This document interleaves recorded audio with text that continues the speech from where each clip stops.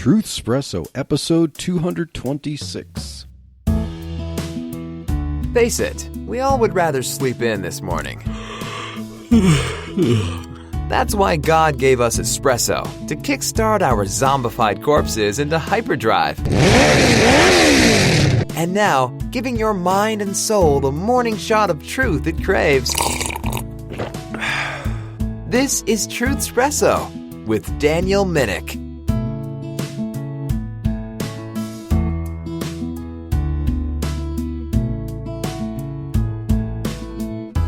Hey there, friend, family, foe, lurker alike. This is your host, Daniel Minnick, along with my sweet and beautiful wife and co-host, Chelsea, here with me to continue our series talking about revivals. And we are going to do part 2 of the first Great Awakening, so the first revivals in the colonies.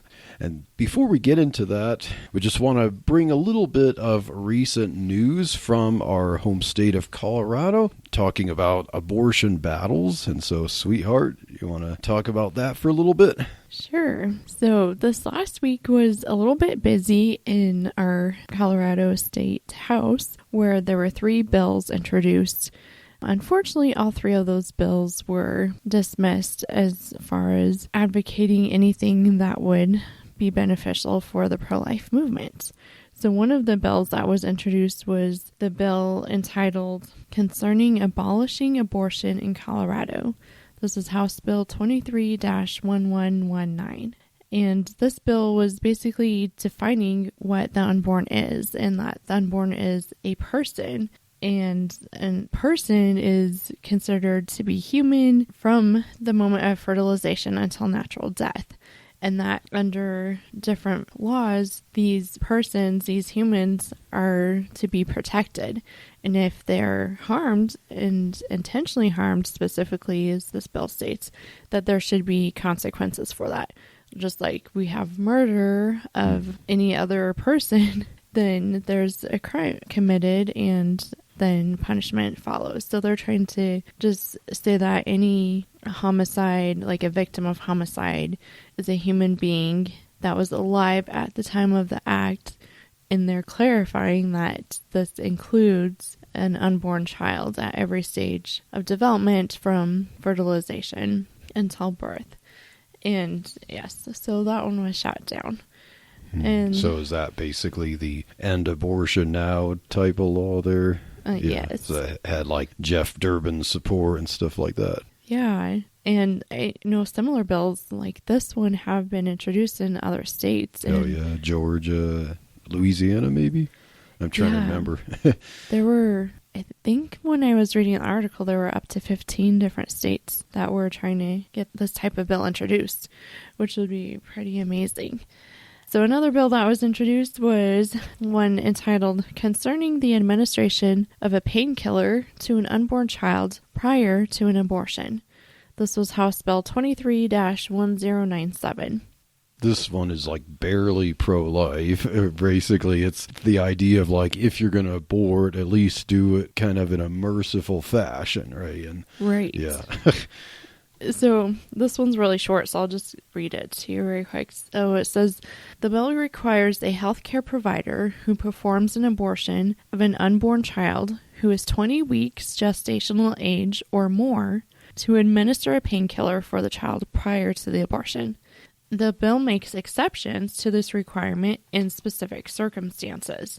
So this isn't even, if you would argue like, oh, what if it's an emergency? Then do the doctors have to stop and try and quickly, under stress, administer pain medication to the baby? Well, this bill even gives provision for that circumstance.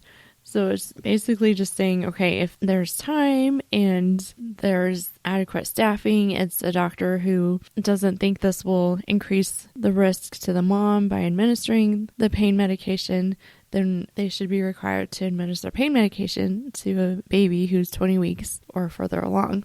And this was shot down. Yeah. And their main reason for shooting it down, too, was saying that this was an anti-abortion bill. It's not introducing any limitation on abortion. It's basically like, okay, even pro-abortion people will try to say, well, oh yeah, the fetus doesn't feel pain until whatever week. So it's like, okay, well then at least mercy kill, and even that's not acceptable. Yeah. Yeah.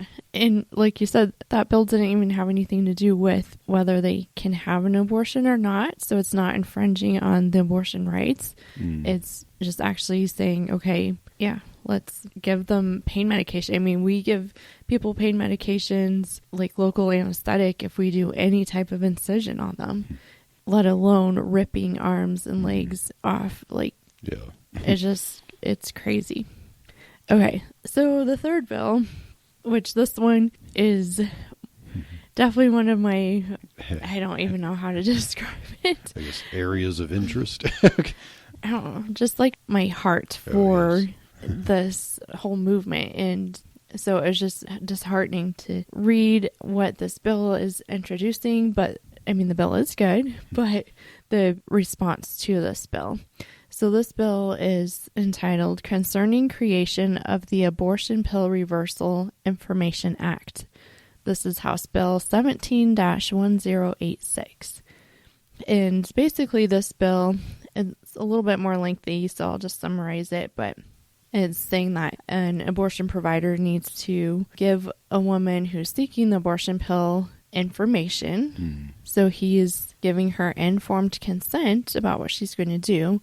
And part of that informed consent and information is that there is also the option of reversing the abortion pill if she decides that she doesn't want to go through with it, or also that she does not need to follow through in taking the abortion pill either. And I mean, as a medical provider, that is ingrained in us from the very start of medical school, is that you have to give informed consent. You have to explain the risks, the benefits, like what all is going on before they agree to do something, to take a medication, to have a procedure done, any intervention like that. We have to give them that information. But all of a sudden, when it comes to the abortion pill or abortion procedures or birth control, different hot topics like this, all of a sudden we're not supposed to give them informed consent or give them all the information that they need to make that decision. And it's just so frustrating because that's not right. That's not how we care for people, by withholding information that could be beneficial or helpful. So the bill, says that they have to give the informed consent, that the Department of Public Health needs to have a statement on its website about the abortion pill reversal and how that's an option as well. And that the doctor has to allow 24 hours from the time that information's given until the lady is prescribed the abortion pill. So that way she has time to feel like she is making that informed decision. Because when you rush someone into the paperwork and all the information and making sure they understand and then hurry and sign the papers and take the pill, you don't know if they fully understood everything you just explained to them. So having that 24 hours helps them be able to absorb that information and feel like they are making that informed decision. So, of course, that one was shot down. And the main reason this was shot down was because Representative Lorena Garcia from Westminster said that this bill should not be approved because the American College of Obstetricians and Gynecologists agree that this is not based on science, the abortion pill reversal, and it does not meet clinical standards. Garcia argued that there needs to be facts presented in that the abortion pill reversal does not have good research, it doesn't have good data behind it to present as a fact to even be a part of the informed consent. And she further explains that informing people of practices in medicine that are unproven and dangerous is malpractice. It's coercion, it's dangerous, and simply put, it's a farce. That was a direct quote from her. And basically, she was accusing this bill of gaslighting and lying to people to push an agenda. Yeah. It sounds like gaslighting to me. Yeah, I mean, sounds like the gaslighting claim about the abortion pill reversal is itself gaslighting, because we know there's the evidence that there's about 5,000 babies who've been born and saved from the abortion pill through the reversal, which it's basically giving the body progesterone to fight against the mifepristone that tries to block progesterone from getting to the baby. And so it's like, hey, here's more progesterone to help the pregnancy and prevent the miscarriage that's being forced on the baby. And so that it's definitely not what they claim. And yeah. So as we head into the topic of the Great Awakening, this is just a good reminder of there is such a battle going on between life and death, and that we need a revival in our hearts, like in our church, in our community. We need to see people who are willing to stand up and fight for life and stand up and preach truth and share the gospel, and not in like a critical way. And I think that's kind of the fun thing about learning the people behind the Great Awakening, is that they did this because they loved people and they cared about people, and they didn't want to see these people spend eternity apart from God. Yeah. I think you got some great information about our first man we're going to talk about here. Yeah, so as I've been reading about the revival preachers and the Great Awakening, and kind of almost like feeling like I'm getting to know them, it's like, yeah, I could definitely see their heart. I can almost picture their voice and their inflections and stuff as I've been reading about them. But if you've listened to the last episode, if you haven't, recommend that you do, so you get the background, because we gave some of why a revival was necessary in the early colonies about 100 years after the first churches were founded there and covenanted together. So we saw that what was, as the original pilgrims started having children, and those children starting having children, and the structures of the congregational churches there, the covenants that they had and their understanding of covenant theology resulted in questions about how do we regard the children of regenerate people that we thought were regenerate, and their children who grow up, but they never, make a profession of faith. They're not evaluated as regenerate, and they had infant baptism there. And so you baptize the children of covenant members, but then what about children who grow up and then they have children, and we don't know if these second generation children are covenant members. Can you rightly baptize their children? And so eventually in 1662, a pastor, Richard Mather, introduced among some congregational churches what became known as the Half-Way Covenant, that allowed children of unregenerate children to be baptized, but they couldn't partake of the Lord's Supper, and they would be regarded as halfway members of churches. Eventually, you're going to have, what about their children? And so on down the line there. And now we get to a particular preacher by the name of Solomon Stoddard. So kind of following in the footsteps of Richard Mather, who was kind of expanding church membership.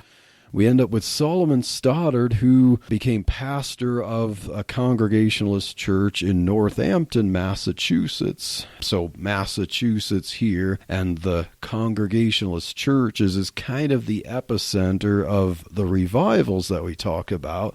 Pastor Solomon Stoddard fully embraced the Half-Way Covenant because he saw the dead religion, and he was looking for a solution, and he saw that the Half-Way Covenant would kind of bring more people into the church to recognize, okay, we can have them in the church, we can regard some people as somewhat members, so we can continue to grow the church and not have people as church attendance, and officially recognized church membership was dwindling. This was considered a solution by some Congregationalist churches. Now, although this Half-Way Covenant would prove to be kind of detrimental to the churches, it doesn't mean that the advocates of the Half-Way Covenant themselves were not good people. So Solomon Stoddard himself was kind of a proto-revivalist here. He was definitely not a liberal, and like some of the Great Awakening people, he would preach on hell. He would preach on the need for regeneration. He would preach for people to wake up from their slumber. He was a fire and brimstone preacher.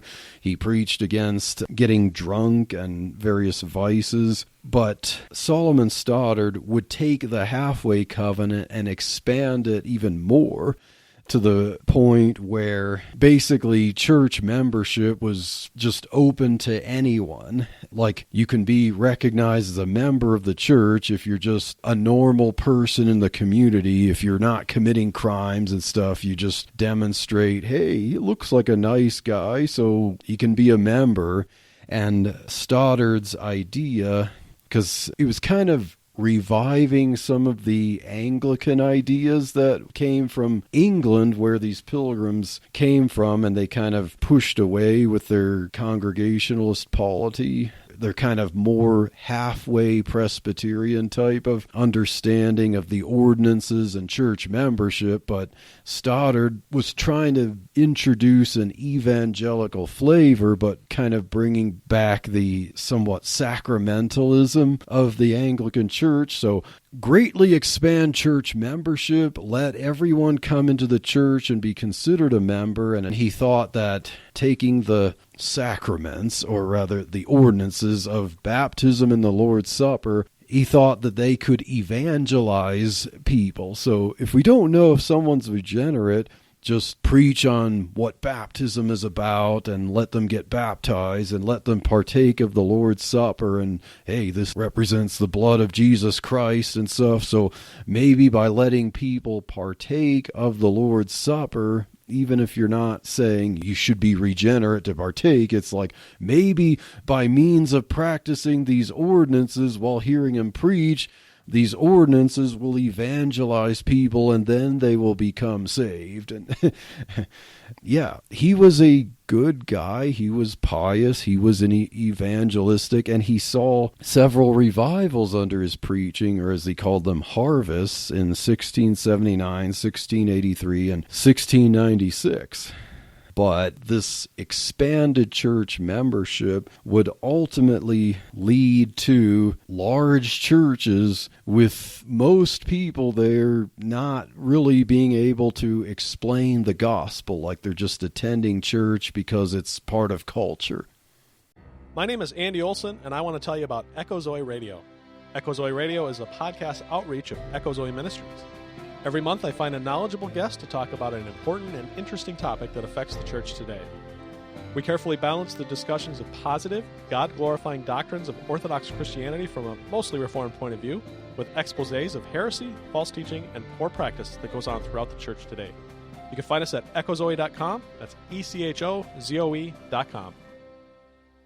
In some ways, I've been aware of what was called the Auburn Avenue controversy. So in 2002, there was a conference held at the Auburn Avenue Presbyterian Church where certain people, Doug Wilson, Steve Schlissel, among others, presented this concept of the objectivity of the covenant, where in normal Presbyterian covenant theology, someone was a covenant member if they were regenerate, or their children were covenant members by baptism, but then you would evangelize your children and make a profession of faith, kind of like the Congregationalist churches in the colonies. That's the way Orthodox Presbyterians would think, but the federal vision controversy started in 2002, where they were trying to say that the act of baptism itself sacramentally makes someone objectively part of the covenant, and so you consider them saved by means of baptism. And essentially, you evangelize by just raising people up in the covenant, and they practice church membership kind of sacramentally and stuff. And so there was kind of a blurring of the idea of justification by faith among certain Presbyterian churches that embrace this federal vision viewpoint. And Solomon Stoddard, his policies seem to remind me of the federal vision controversy within the last 2 decades. So I think it's kind of interesting how he used, like you said, the Lord's Supper and different things to evangelize and bring people into the church, because, I mean, 1 Corinthians is pretty clear about how you need to only partake of the Lord's Supper if there is nothing hindering your spirit to be able to partake of that. So examine yourself and partake unworthily. So you have to recognize what you're doing. It's not flippantly. You don't partake unless you understand what this is, what it represents, not discerning the Lord's blood, as the Apostle Paul says. And so the Lord's Supper cannot be a way to regenerate someone by proxy. And I just wonder too, because so 1 Corinthians 11 is where it's talking about how to observe the Lord's Supper, and in verse 30 it says, "For this cause many are weak and sickly among you, and many sleep." So people that take it unworthily, then for that cause, they're weak and sickly among you, and many sleep. Okay, if anyone and everyone can just come in and partake in the Lord's Supper, they don't even know what it means, then they're just kind of not really having that change, not having that revival in their heart. They're not understanding like what that represents, like you said, babe. And it's like, okay, just partaking in that, just doing things, the works like that, is not a personal relationship or having that regeneration of the Holy Spirit inside of you. Yeah. So then it's like people are just dead. Like they're asleep. They're not doing anything. There's no growth. And we could see how that resulted in a weak, sickly, and dead church. Now, I think the Apostle Paul was talking about how because God is jealous for the true meaning and observance of the Lord's Supper, like if you're doing this, it's because you are saved and you're reflecting on what Jesus did, how this represents it. But if you're making it flippant, such as letting the world partake of it, if they don't understand it, that's not partaking worthily. And according to the Apostle Paul, God could possibly take someone's health. Maybe some people ended up dying earlier because God would judge them for partaking unworthily that way. And so, yes, it is important to recognize who the ordinances are for in the church in that way and not to be flippant about it. It might seem like we're just some ways splitting hairs and getting into nuances. Like, wait, aren't we supposed to be talking about the Great Awakening and all the cool revival fire preaching? Like, well, this is the nuance of why this preaching actually happened. This is the background to it. And so it also helps to understand, like, why were there messages about what they were? Why was the content like it was? Because they're preached to people who had a cultural, nominal Christianity, but many of these people weren't regenerate and they needed to hear the truth out of the darkness.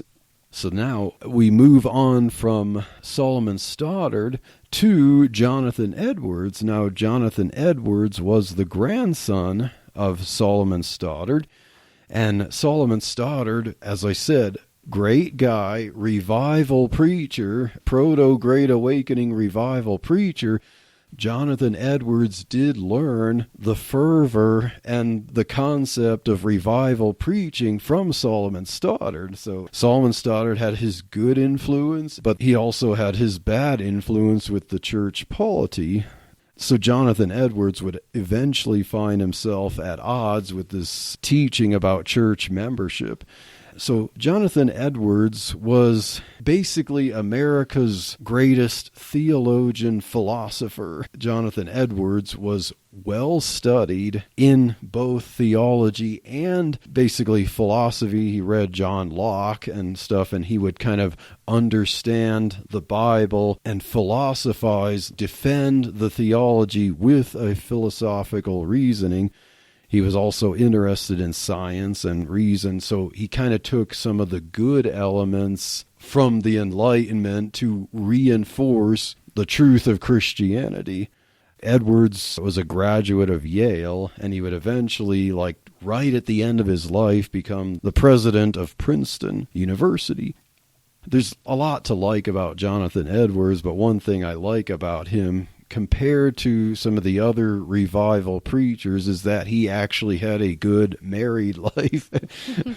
So his wife, Sarah Pierpont, was a joyful woman who actually was well studied in the Bible, and she had a deep personal relationship with Jesus that Edwards really noticed. And I think Sarah, who would become his wife, because he noticed just how much she loved Jesus, would probably have a very important influence on helping Edwards become the revival preacher that he was. So they had 11 children together. So they were a big family there, and Sarah was intimately involved and enthusiastic in raising their children in the faith, and they also were a hospitable family who invited other traveling preachers during the revival times to stay at their house.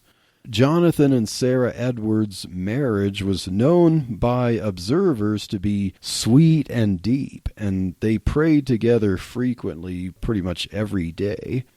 Jonathan Edwards is known mostly for a particular sermon that we'll get to, but his influential revival preaching started in 1731 with the message that he didn't have a title for it at the time, but then he eventually titled it later, God Glorified in the Work of Redemption by the Greatness of Man's Dependence upon Him in the Whole of It. That's quite the title, but Jonathan Edwards was a staunch defender of the sovereignty of God and how God redeems people from themselves. So basically, God gets the sole credit in salvation, and so we are utterly dependent on God saving us, regenerating our hearts from our sinful condition.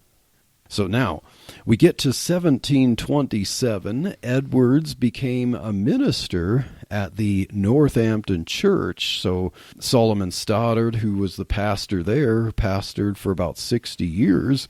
And Stoddard appointed Edwards, his grandson, basically to be a co-pastor there.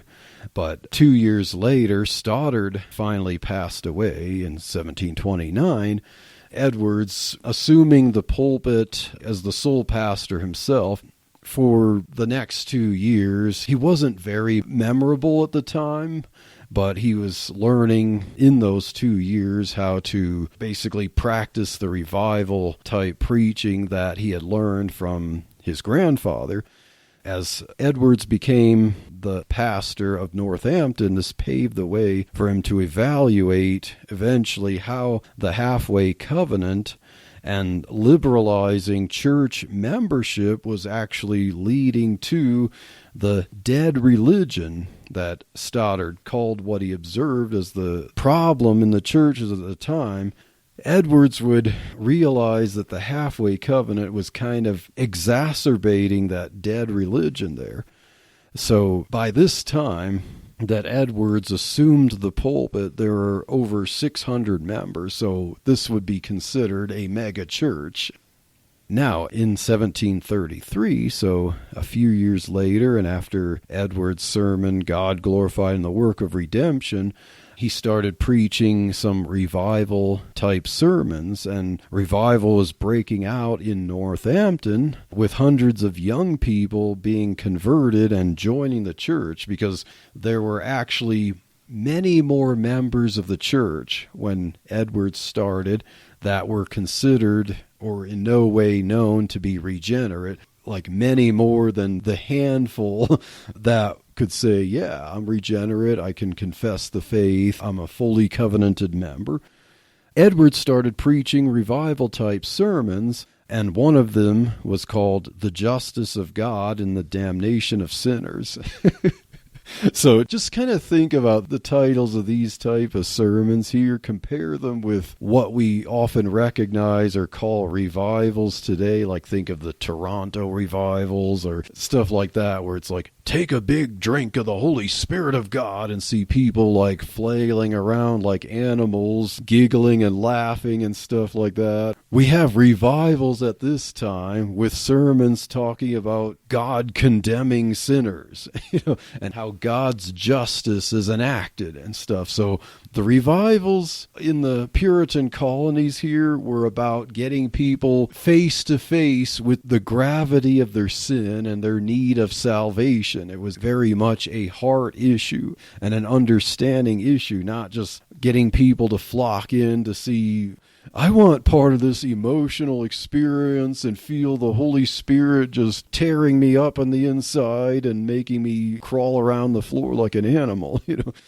And don't you think that that's kind of where we see Christianity in general today, where people mostly think that they're good and yes. like, oh, well, I've never killed anyone, or I've never stolen anything like really big, or and so they think that because they're somewhat good in their eyes, that that's going to be good enough to make it into heaven somehow.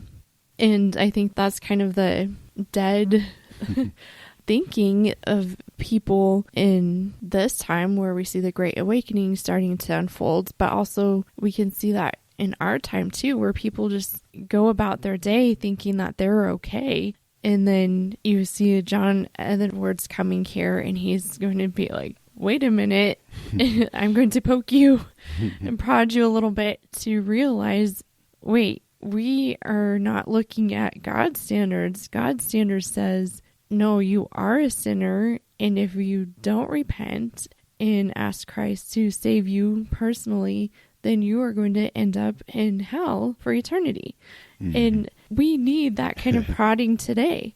Like so many people just go about their lives on a daily basis thinking that they're okay. And then we have seeker-sensitive churches or the emergent church and stuff where it's like, just come to church and be encouraged and have it like a glorified social club. And we want to make you feel at home, like, but that's not the recipe for a revival of the heart. And so if people just feel comfortable, like, God just loves me the way I am, in the sense of he doesn't need me to change, he just gets the warm fuzzies about the fact that I exist as I am. And and we're going to see that that's not good enough. And that was a problem at this time.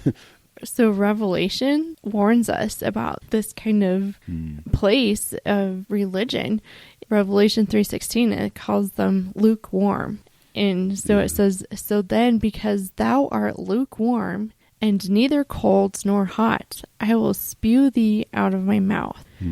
So when we're just going about our life thinking that we're okay, we don't have that personal relationship with Christ, then we're just lukewarm. God's going to spew us out. So basically tasteless and useless, because hot and cold has a use. You can't shower with or drink lukewarm water, So, I would say that definitely the people at this time were lukewarm because they didn't take church seriously. Church didn't take them seriously, and thinking that they're good just because they're going about their life and seeking wealth. There's a lot of problems with drinking at this time too, and drunkenness. So yes, like we see today, and a lot of churches with lukewarm people. And so, we can see that we're in need of a revival, just like the 18th century colonies were in need of a revival. Looking for strategies that will help you engage in meaningful conversations with members of the Mormon Church? Well, if so, take a look at Sharing the Good News with Mormons, a new book produced by Harvest House Publishers and edited by Mormonism Research Ministries' Eric Johnson and Sean McDowell. Sharing the Good News with Mormons includes 24 helpful essays from 24 Christian apologists, scholars, and pastors. Pick up your copy at the Utah Lighthouse Bookstore or order directly from mrm.org. Now, with Edwards' early revival efforts, perhaps he shocked people a little too much in a sense, because especially young people there were hundreds of young people who were converted, but then somehow other people didn't or at least maybe it was their problem, but they didn't figure out what the hope was. So some of them just ended up committing suicide because they just thought, okay, I'm doomed, I'm hopeless, what can I do now? And because of that, there were cries of, the Northampton Church is fanatic, and this kind of ended the early revivals short. But as the revivals ended, news of the revivals started to spread across the Atlantic, across the pond, as the Brits would say, to England and Scotland. And so even someone like George Whitefield, who was another Great Awakening preacher, would end up learning about Jonathan Edwards as he was doing his own revivals. And we'll learn about George Whitefield in the next episode. So Whitefield, eventually he would take several tours of the colonies, and in 1939, Whitefield, who was a former Anglican minister, traveled to the colonies to preach, and he went to Georgia, and he would preach going north, and eventually he met up with Edwards. And as we'll hear in more detail next episode, Whitefield was one of these traveling preachers who a lot of the churches were closed to him because they considered his preaching fanatic and that it wasn't proper for church or proper for a minister. And so he did not get to stand in a lot of pulpits, but Edwards granted him the pulpit in their church at Northampton, and as he had Whitefield as a guest preacher there, as Whitefield was good at doing, he could make pretty much the entire congregation, the entire audience just weep uncontrollably because of the fervor and the detail, and he was good at acting too, so he brought a lot of emotion into his sermon. So Edwards himself, along with the congregation, just boo-hooed the entire sermon. But that also helped Edwards feel reinvigorated toward revival after the problems of the previous revival. So 2 years later, in 1741, Edwards was traveling and invited to Connecticut to a church in Enfield there. And this is where Edwards preached his famous and also, I'd say, infamous sermon called Sinners in the Hands of an Angry God. You might have heard of that. And perhaps when you think of Edwards, you're thinking this was his sermon, this was the type of thing he preached. So maybe your ideas of Edwards' preaching is formed around this sermon. And I have to say, most of his sermons were not like this. And I've read some people have said that perhaps he wasn't even supposed to be the preacher.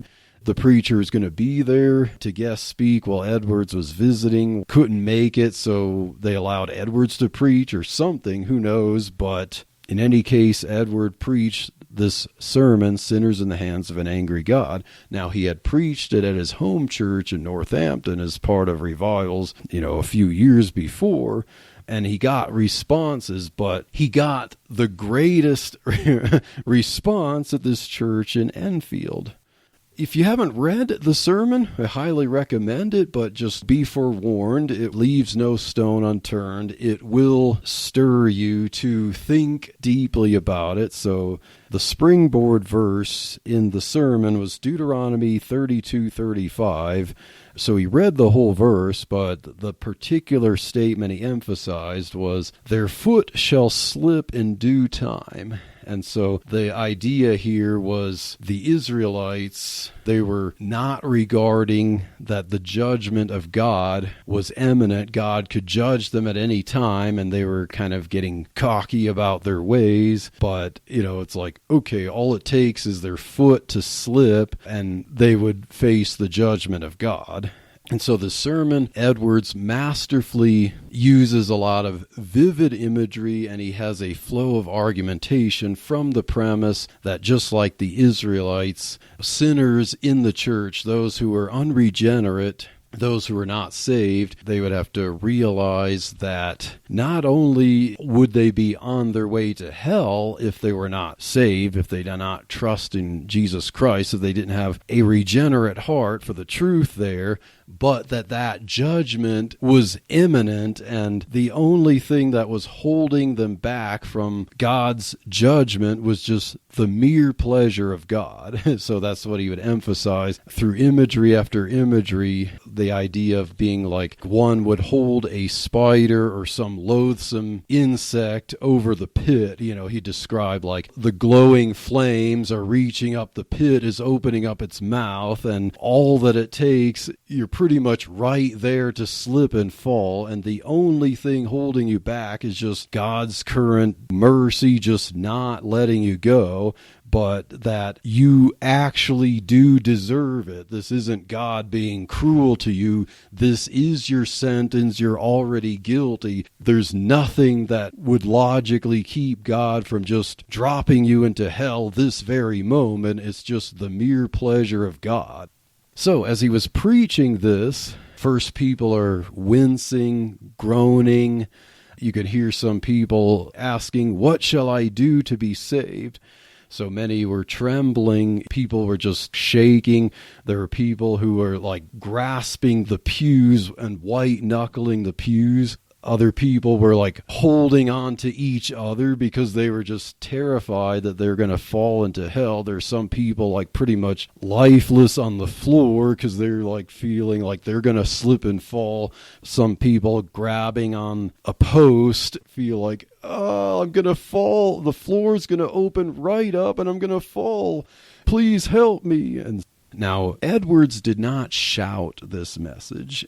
He wasn't known for shouting or expressing anger in his voice or his intonation. When he preached, some would describe it as monotone. I think he was kind of soft-spoken. He preached like he was a university professor because he did teach at the university, and so he had a calm, deliberate teaching voice, and he had eye trouble, so most of the time he has his face in the sermon as he's teaching it out, but God really used the very detailed, clear message of this to just rock, bring people to their knees here, and he could not even finish the sermon because of the desperation of the people there not to go to hell, and so he had to cut the sermon short. And at one point I think I heard that he basically looked up and he saw the reactions of the people there, and tears were running down his face, and then he told the ministers there at the church, to go kind of like we do at counseling at church today. The ministers would go out to the people there and counsel them, and they counseled these people and they got them to feel calm, so people got saved. People criticize Edwards for this sermon and say, oh, this is just scare tactics, but the people got saved and they were calmed.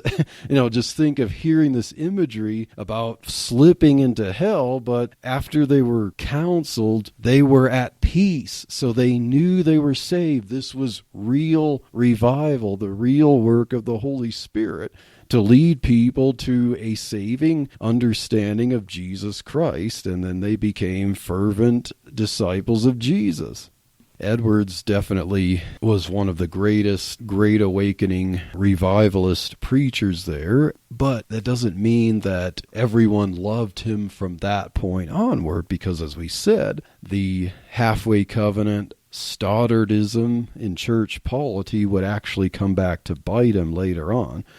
So in 1744, Edwards started to voice his disagreement with the Half-Way Covenant because, yes, he was dealing with the dead religion, but he was kind of coming to grips with the fact that the Half-Way Covenant and Stoddard's policy was part of the problem, part of the cause for the need for the revival that he was preaching. So he preached for 4 more years at this point at Northampton, but a lot of the elders of the church were kind of like, wait a minute, you can't oppose what our former pastor taught here. We don't agree with you about your opposition to the Half-Way Covenant. So in what happened in 1748, there was a person who very uniquely in this case at this time expressed his desire to be a fully covenanted member. So go through the process of the elders examining them and having them confess the faith and kind of pass Edward's test of, let's see, is this person truly regenerate? Can we put him on officially on the rolls of a fully covenanted member? But the church didn't really like this, and they ended up voting Edwards out of his position as pastor there. So in the 1750s, Edwards then moved to Virginia and started preaching to Native Americans. And he noticed and he argued that the colonialists were exploiting Native Americans for their own gain. So there's another plus on the revival preachers and their understanding of liberty. We then get to the end of Edward's life, so February of 1758. He became president of Princeton University, but not for very long. In fact, only for a few weeks, because 1 week after he started as president there, he got a smallpox vaccine, but then less than a month after that, he ended up dying in the month of March from complications from the smallpox vaccine. So Edward's life was kind of cut short there. He died at age 54. A short life lived, but one who changed the course of American history. And as we'll see through these great awakening revival preachers, it's the salvation that they preached that ultimately laid the groundwork for the American Revolution. So you think about it, if we didn't have the Great Awakening, we possibly would not have had the American Revolution, the groundwork for the Constitution, the Bill of Rights, all that kind of stuff. You can say that Christian revival was responsible for understanding the ultimate expression of liberty in all of history. And so we hope that this look at the life of Jonathan Edwards and his grandfather, Solomon Stoddard, help you to understand part of the Great Awakening here, the need for revival, and how we can even see that we have some similar circumstances even today in our need for revival. And we hope that you stay tuned for the next episode as we will get into George Whitefield. And God bless.